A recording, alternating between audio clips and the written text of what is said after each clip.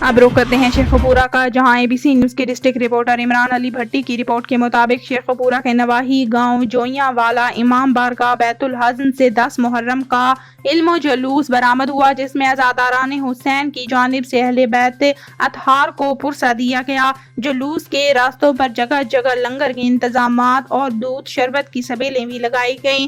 مومنین نے غازی عباس کے علم کے ساتھ اپنی نذر و نیاز پیش کی اور منتیں مانی۔ سینکڑوں شیعان حیدر کرار نے جلوس کے ساتھ نوحہ خوانی اور ماتمداری کی۔ شیخوپورہ پولیس کی جانب سے جلوس کو فل پروف سیکورٹی دی گئی۔